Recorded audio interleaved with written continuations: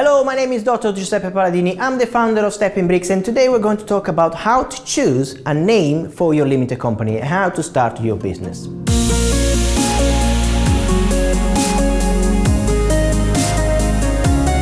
When you start a business, the first thing that comes to your mind is, what name should I choose that is catchy and sexy? However, you need to be aware of not choosing a very long name, because whatever you choose is going to be repeated over the phone several times to do the contracts for internet, the contracts for the electricity, the contracts for the gas and all the stuff.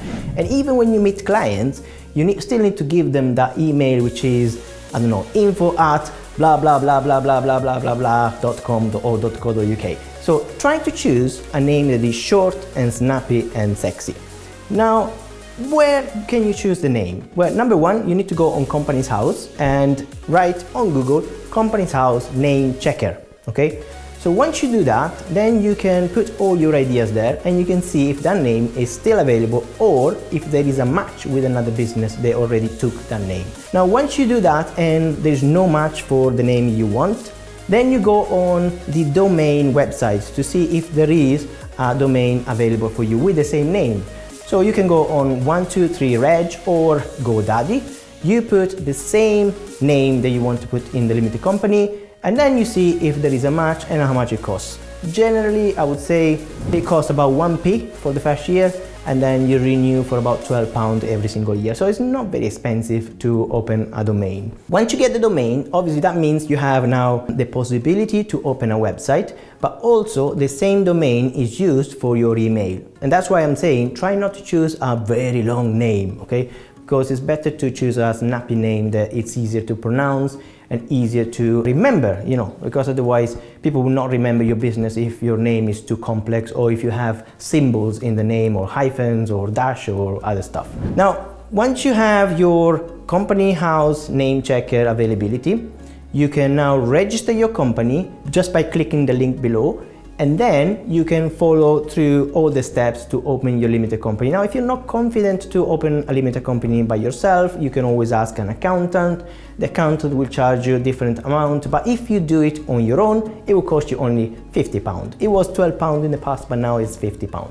When you do this, make sure you understand about shareholders, the SIC code, which is the type of trading you're going to do in your limited company. On Companies House, there is a SIC code checker, and you can type the type of business you want to run in your limited company, and it will tell you which codes you need to add to show the trades you're going to do in your limited company. Try to choose one or two max. Don't put too many, because if you're planning to get lending, the banks will question the type of trading you're doing. If you have 5 different SIC codes, they're going to say, hey, wait a minute, you're doing too much.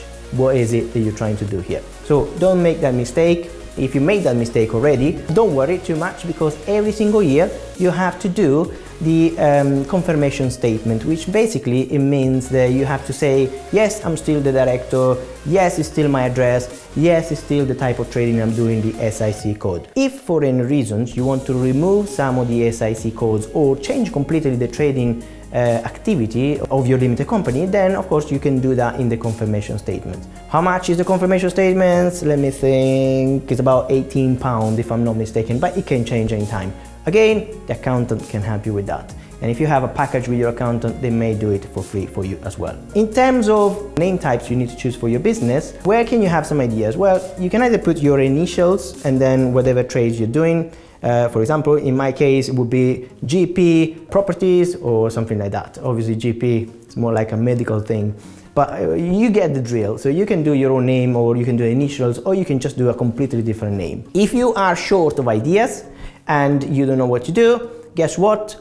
ChatGPT can help you with that. So you just type in ChatGPT, I want to, 20 different ideas of names for my limited company that is going to do X, Y, and Z. If you explain that to ChatGPT, they're going to give you 10 or 20, depends how many you want. And if you like one of them, again, you go back to Companies House name checker, GoDaddy to check the domain. If they both match, they both are available, just go for it and buy them. Now, before you scream and say, no, ChatGPT is artificial intelligence, don't use it. Let me tell you, ChatGPT, you can use it to your advantage. It's a tool, so just use it for what you need, basically. Now, another way you can use ChatGPT is, for example, you just put your PDFs or your bank statements and you can calculate very quickly for your business your expenditure and your income. So if you need bookkeepings or stuff like that, then again, ChatGPT is one of the tools you can use to save time, because it can give you an answer just like that. Artificial intelligence, of course, we will cover this in more details in different videos. There are so many tools we're currently using for our own businesses. Literally, there's no limit of what you can do. If you are on this channel, it means you already are in the right place. There are over 350 videos. They are free for you to study and learn. These are training videos about business, mindset, property, and so much more. We will discuss a lot in more details about property, mindset, business, setting up the structure of the limited company in our club. The club is a membership we have. You can see the link in the comments below. If you want to join, just click the link and join, and we do weekly sessions,